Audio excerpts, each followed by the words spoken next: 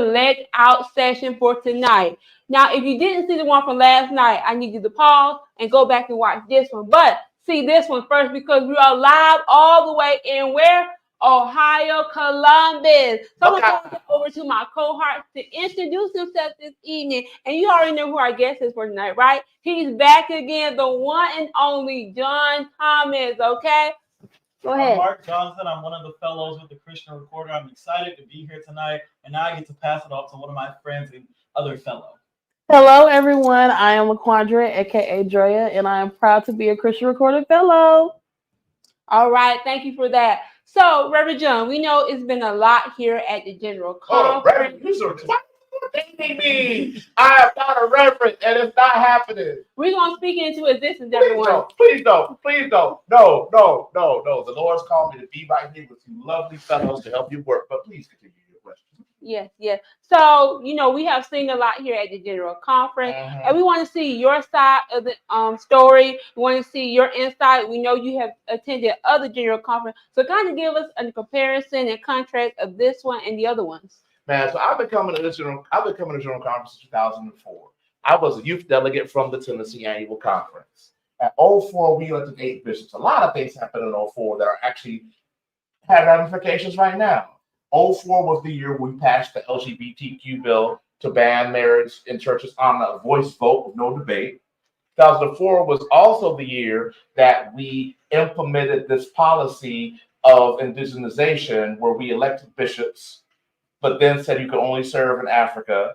And so it's interesting to be here to see 20 years later, some of the seeds that were planted, and perhaps some would argue some of the mistakes that were made are now here we're dealing with.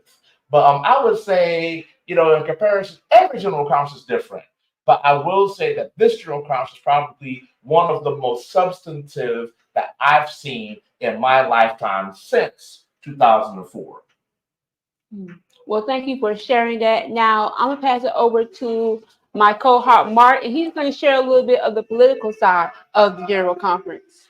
So as y'all know, it's Sunday night and tomorrow is election day. You can hear it outside. One of the high points of General Conference, but also a low point for many candidates and many people who support these candidates. So I want to ask you, Dr. Thomas, what are your feelings going into tomorrow? Well, first of all, I want us to take a moment and be grateful for anybody who is willing to commit to serve the AME Church at this level. Mm-hmm. As someone who has campaigned personally and has dear friends who are campaigning right now, there are costs that you cannot count that have nothing to do with the money you spend. I'm talking about the hours you're away from your family, the hours you're away from your church, the hours you're away from things that you could be doing to try to convince or signal to the church, I am worthy of elevation. So first, let's just take a moment to salute and congratulate them for making it this far and pray for them and their families. And I ask you to do that when we get off this call because win or lose, whatever, they are doing their best to try to give their service. Having said that, as many of you know, I am a political science professor. I teach politics at the College of Charleston. Shout out Cougars. It's a political process. And while we are a church, there are things about this process that we do that help to signal to people who to vote for or not vote for. Like, for instance, all these things that are going outside, how big your entourage is, how good your booth looks. Those are signalings to voters that I'm someone you should look at. But of course, you have to dig into the messages because we don't elect you off of a great slogan or off of a great theme. We are looking to see, can you serve? But again, it's a political process, and politics is everywhere, from the church to the colleges to the unions to politics outside. Humans are political beings, how we operate. So if you were to ask me how I feel right now, I am optimistic at the choices we have. But, I'm looking at the one thing that grieves me about this process is that the fairness of it, in the sense that there are some candidates who would make good choices or would be good choices, but because of how it's structured, they don't get a fair shake because they ain't got the money, they got the time to do this. I'm especially talking about the candidates from outside the United States. And there's so many people who are sitting around here who have spent a lot of money to get here to do this, but because of other factors, they're not going to be considered well. So that's how I feel right now. But I'm happy to dig in deeper and talk about what we may see tomorrow later on in this talk. So before I move on to Drea, I want to ask this question before we get into more of the meat and potatoes. What have you seen from candidates in this general conference? It's a little different from previous general conference. That's a very good question. I think given the tenor of this general conference, y'all touched on it a little bit last night with Reverend Brooks' interview about the gravity and weight of what we're dealing with. This is the first time I've heard candidates really speak about the church is at a turning point and actually mean it. Mm-hmm. We need accountability and actually mean it. Candidates that are open to address issues of LGBTQ inclusion. I never heard no candidate talk about we need to be an inclusive church. We need to have conversations. If you had told me 2004, right after we took that voice vote on the ban of same-sex marriage, that would happen, I'd have said, okay, and whatever you're smoking, let me get some to my students. So I think that this general conference, people are really, the candidates understand that people need to hear real stuff. I don't need to hear about how much you built your church, because guess what? You built your church with the money of your members. I don't need to hear about, what budget you paid. You paid your budget with the money of your members. I understand the shepherd sets the vision of the house. But sometimes I need to see more than just we built the work that you did. So many of these people are community leaders. They've spoken out for their people, taking care of their people. And that is more important to me than what you built and what you're going to do. So I would say definitely it's different this time. The fact that candidates know to be taken seriously, you must speak to the serious problems of the church right now. And I would just also add that I think RAAC and the Layer Organization have done a tremendous job in having forums both virtually and here to not just be like, some pity pat dance, but really pushing people to give us the real substance of what they have. I'm going to pass it off to Drea. So, Dr. Thomas, as you were stating before, not everyone has the financial resources to really get the influence out and get their name out for candidacy. One thing about our church, we are connected, which means that networking and relationships play a part in the politics of the church. How important would you say the influence of networking and relationship is for candidates? Wow, you're reading my mind. So, someone told me a long time ago, we are a relational church. For example, how did a 34-year-old layperson get to be the second youngest editor of the Christian Recorder and the youngest sitting up to general officer? I was that rare breed called an itinerant layperson. I grew up in the 13th district. I went to school. I know it's HBCU night, and I don't have a Morehouse shirt on, but I just want to say, I went to Morehouse undergrad. So I went to Georgia. I went to Princeton, New Jersey for my master's. And then I went to Chicago for my PhD at the University of Chicago. And I spent a lot of time working in the 16th district in the Dominican Republic. So that's 1, 2, 3, 4, 5. I feel like Kendrick Lamar right now. Districts that I was in. And I got to establish relationships in those districts.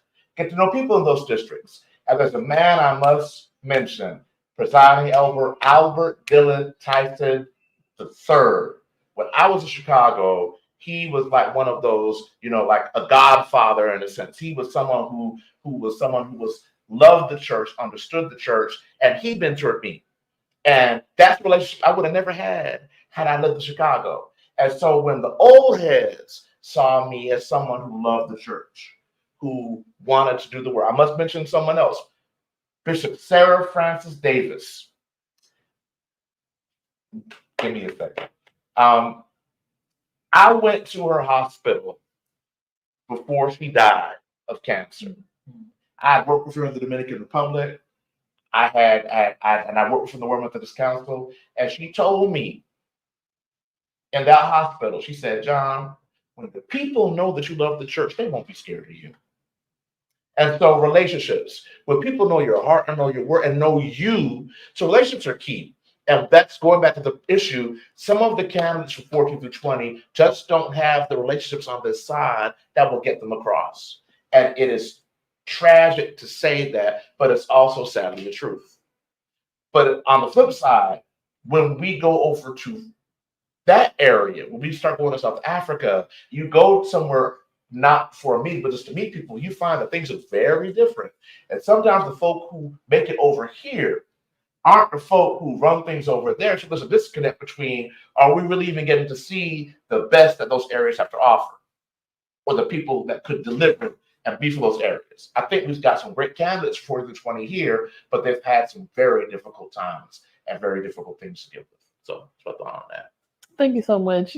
Go ahead, Francis. So I know you talked about how you were the youngest lady representative at the General Conference. You started out very young with the Christian Recorder. And I want to know any tips and tricks that you have for the seasoned AME people or any churches out there that are trying to keep the young people in the AME church. I know if you know it's around General Conference, to be honest, it's not a lot of young people. And what seasoned AMEs might consider young people is probably like ages 18 and up, and it cuts off around like 40 or 50. Because I know some of us have experience where it's like the older we get, they still treat us as young people, but then they say, oh, when it comes to this and the third, you're a seasoned AME person now. So what tips and tricks do you have for the people to keep the young people and keep them in the AME church? You know, it's very easy, very simple. We make some of the most complex things so simple. And there's a one-word answer to your question. Y'all ready? Listen. One of the biggest problems we have is that people just don't listen. If you listen to your, first of all, your youth, which we know is under 18, you'll hear, well, we're uncomfortable with some of the topics we're dealing with. Well, we really need you to discuss issues of LGBTQ inclusion. Well, we're really wondering what our social action is. Well, we're really wondering what our theology is. Our young adults, listen. You sent me to get a bachelor's from Morehouse College, a master's from Princeton University, a PhD from the University of Chicago, and yet somehow I don't understand how to run the church. I never will forget. I was sitting with someone, a dear friend of mine, who was like, you know, you don't understand me. You just 30. How are you going to know? I said, let me tell you something. I said, so, you know, your granddaughter's a student at the University of Chicago, right? Yeah. You know that I teach her classes, right? Yeah. So let me get this straight. You going to have your son pay tens of thousands of dollars of tuition for me to teach your granddaughter. Yet somehow I can't run a church meeting. We never had that discussion again. And I think one of the bigger problems is, and I don't know how we deal with this, is that there's fear. There's fear of things being taken away. And what is so sad to see is some people who were, I'll just call it out. You see my shirt, I got my Biden-Harris shirt on right now from the inauguration. Anyone who saw that first debate, it was clear Joe didn't have it. And the longer Joe stayed, the worse things were going to get. He needed to pass the torch for the country, for the world, for himself. He needed to pass the torch. I thank God that his heart was touched, because only President Biden could have given that up. No one could have pushed him out. He realized, and look at where we are right now. We're going from looking at secondary passports to looking at how can we run up these Senate seats. Sadly, I think we have a lot of cases that are similar in our churches where people have been good servants, but held under that torch a bit too long, but they can't be pushed out. And sadly, when that fire goes out, there's no one else who's going to take it up. And one of my fears is that because that spirit of fear is around some people, that it will encumber us and make us lose our best talent. So my advice is just one word: listen. Listen, because listening isn't just hearing. When you're listening, you know what you need to do. And that's what I would say. Now, I know you talk about passing the torch, and I want to know, how do you successfully pass the torch in the AME church? again, my unique experience. Dr. Sidnor was not scared to realize that he wasn't going to be there under friend, and he wasn't scared of me. He took me under his wing. I learned things because when someone takes you under the wing, two things happen. You learn from them, and other people see you. You're signaling that this is a safe person that we can trust. Bishop Seawright talks about how Joseph C. McKinney, another great AME lay person, took him under his wing and took him around to see things in the church. You'll find a lot of, I know we have 2 PKs up here. You can ask your parents about their time in the ministry, and I promise you, there's one person that took them under the wing to help them walk through this. So how do you pass the torch? You must be intentional about it. You just don't wait. Torches aren't just passed one day, and batons aren't just passed willy-nilly. Just look at the U.S. men's 4x1 for crying out loud. The 4x4, they never can win that race. We don't understand why. The last 1 year, they keep dropping that baton. You have to train yourself to pass that baton. You have to be ready to pass that baton, because otherwise, because let me tell you, people die. And if you ain't ready, things happen. So intentionality, succession planning, and not being afraid to say, you know what, I ain't going to be afraid of it, because I value this more than what it gives me. My godmother said to me, she said, you have to love your job enough to not be afraid to lose it. What does that mean? I love being the editor enough to know that when it's time for me to go, I need to pass it on, because I don't want this to die. And sadly, I think in our denomination, some of our people's senses of identity have become their jobs. And they're going to love their position to death. It's going to hurt us all. Mark? So I do want to lean more into the legislation before we get to the elections. As a young person who serves in leadership in the YPD, I know a lot of young people who are looking at this general conference. They're not here, but they're looking at this general conference because of one piece of legislation. It's not the annuity, it's the LGBTQIA+ bills. And the reasoning that we heard on the floor that some people are giving why it shouldn't pass is because of laws outside of districts 1 through 13. So I want you to talk about the districts 14 through, giving that reason of why not to pass it, and other reasons some people don't want to pass it. So I want you to hear me when I say this, and this may get me someone to run against me in 2028. I don't care if that's the truth.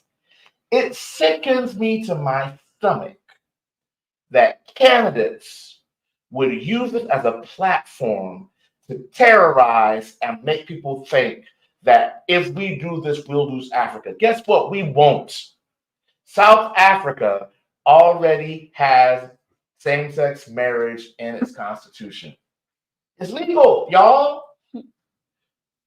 I think that there are people who are trying to portray the spirit of fear. And let me be very clear. The continent of Africa, there are countries in Africa that are wrestling with this issue. And we understand that we're a global church. I was talking to Bishop Wright, the Bishop of the 20th District.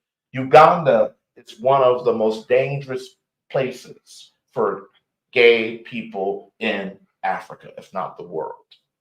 And we were talking about, what's going to happen, how we pass this. And I said, Bishop, what this bill is trying to do is remove it so in those places where it's legal, preachers who wish to do this because the theology that allows them to do this can. But we're not going to penalize anybody who's like, I just ain't there yet. Okay? And of course, the countries where it's not legal, we're not asking to do anything illegal. He said, that makes sense. Can someone make sure that's in there? So I was taught to Dr. Fry Brown to make sure that people understand this is not about making the church open and affirming. This is about advancing a discussion, understanding that 20 years ago, we took a voice vote. And I looked around my delegation and saw some same gender-loving people say, "I," with fear in their eyes. And for us we have to be mature enough to say, yelling in the microphone, threatening me with lawsuits, telling me it's going to split the church, that's fear. We do not have the spirit of fear, but of power. And also one more thing. We've trusted this committee to bring back the work, right? if our most brilliant scholars who actually read Greek and Hebrew, have PhDs, written books that we love to read and love to talk about, tell us this is the way, why am I going to listen to someone who barely has an MDiv and hasn't written anything about an issue only because the King James told you so? I don't, again, the cognitive dissonance. 40 years ago, the discussion was, no, 60 years ago, the discussion was about women. Bible don't say women could be no pastor that, right? So I think and I pray that we're going to hear the issue, but I pray that after a time of reasoning and discernment, we could at least say, we're not quite ready to do all of these things, but we're at least ready to continue the discussion. Because we owe it to our members, we owe it to ourselves, we owe it to our future. I'm going to fight for that. Now, we may lose that fight tomorrow, but I promise you this, we're going to keep fighting for that because that is the future of this church. I wholeheartedly agree with everything you just said, but now I want to kind of shift to a different area of legislation. All right. We hear a lot about the annuity, we hear a lot about these LGBTQIA plus bill, this plus legislation, but now I want to get your perspective on some legislation that's not necessarily in the spotlight. What do you think is something that's a sleeper that could just creep up and make a pass and then become an issue later down the road? So we have 74 bills right now that are, and I'll be honest with you, I don't know if we're going to get to 15. I think we saw a sleeper bill the first day with Bishop Lee, the AME Inc. bill, which would be revolutionary for transparency in this church. The ACE League bill that the 14th and 20th districts want, we need to pass that because that African context needs to have that organization valued and affirmed in the discipline. I've been through the legislation. To be candid, most of the bills really didn't stick. We could, if we did not get to them, we would be okay, I think. But I think that those two are important because the Global Development Council is telling us our people need this to feel good in their churches. And Bishop Lee's fight for transparency for the board of incorporators, I think, is important. So those two pieces of legislation, which have already come through, are important enough that I think we need to get them. Because if we don't, we will find ourselves in a place that we don't want to be. Okay, I do want to revisit the ACE League before I pass it off to Andrea. The other day we heard, I believe it was Bishop Few, talk about how it was similar to the YPD. What's your opinion on it? It is not. So in South Africa and in Southern Africa, primarily Southern Africa, you have what's called I'm saying it wrong, forgive me, y'all. These societies that have that are evangelistic societies. The Allen Christian Endeavor League existed at one point in all of African Methodism. However, in Africa, but when it did not, it kind of died out in the US in the early 1900s. But in Southern Africa, it took off. So these people have their colors are yellow and black, and they're basically there to promote evangelism and Christian unity. Understand South African, African context. I'm talking Southern Africa because this is in the West Africa. This is Southern Africa thing. You have age segmentation. So the YPD is an age-appropriate organization. When you become a woman, either through marriage, primarily through marriage or childbirth, there's like culturally it's inappropriate for you to be with the youth. You must pass to the mothers. Same way, culturally it's inappropriate for you to pass. You must pass over to actually it's YPD, RAYAC, WMS, lady, Sons of Allen. You see people in RAYAC who are upwards of 40 years old because it's culturally appropriate for them to be there because the YPD, because the lay, WMS, and Sons of Allen are considered for mature persons. Mature, not because mature as an older persons, middle-aged persons. The ACE League is the one organization that binds all the age groups together across all the auxiliaries.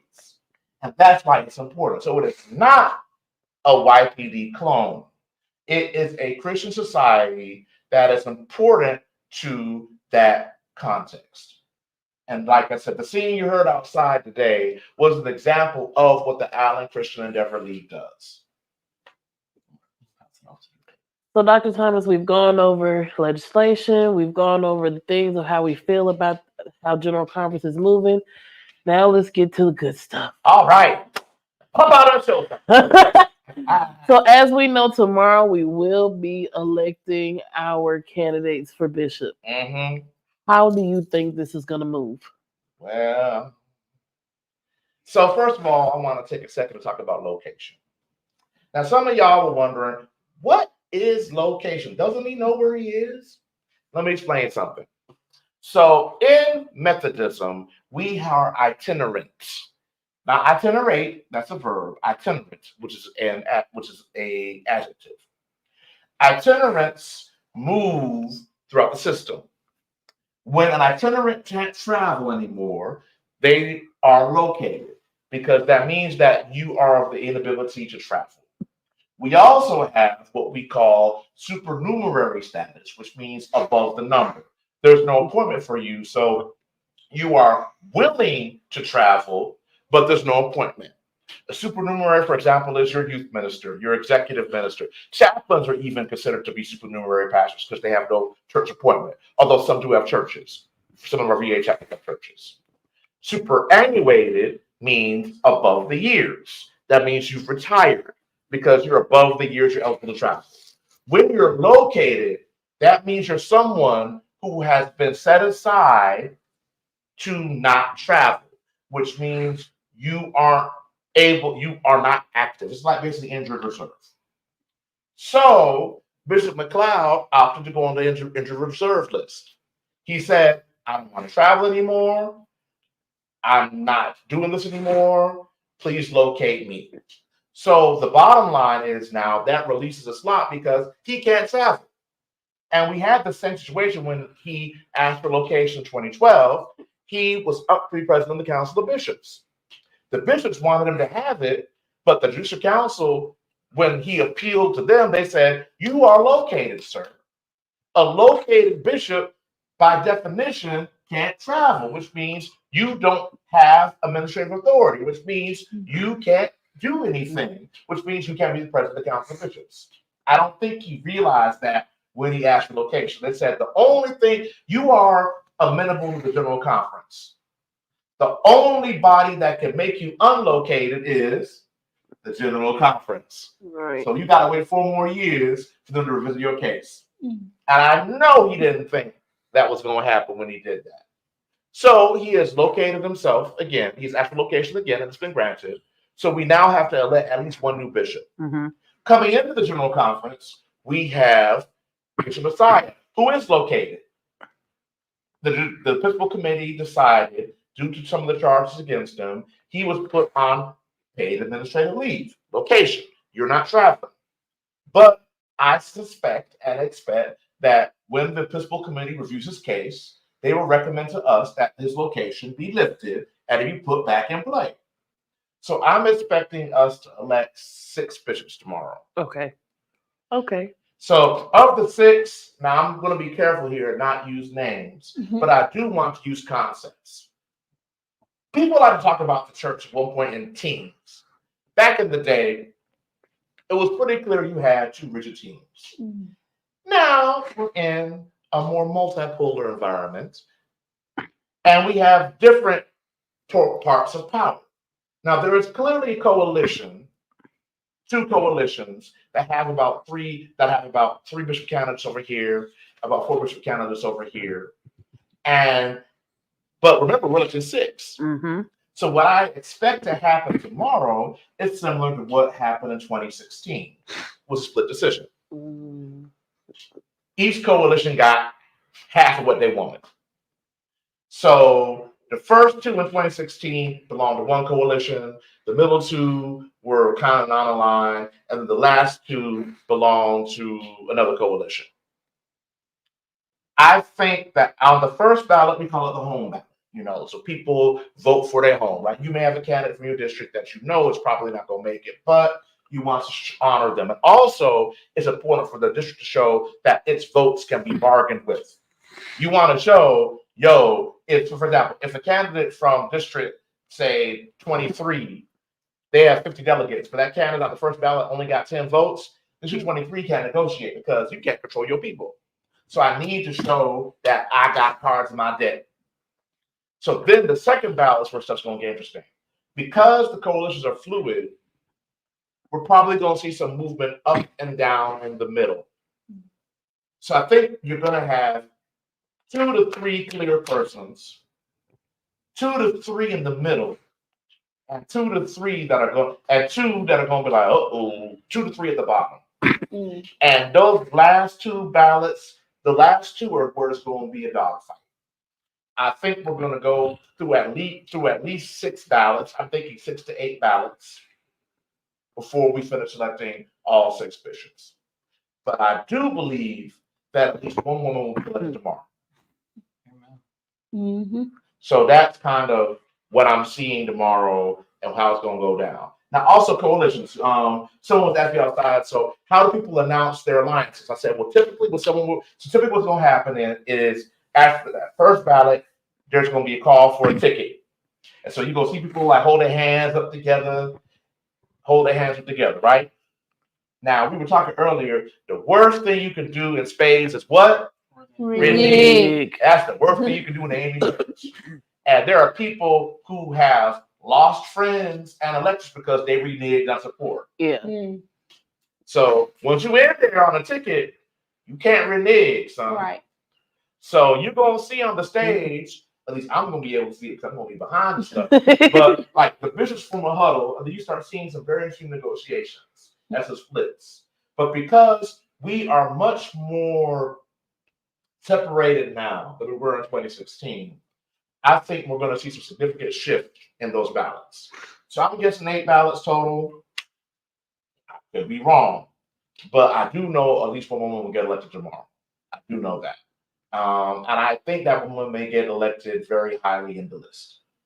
So that's those are my thoughts for tomorrow. I'm not giving specific predictions about candidates, but I do think that's how the process is going to go.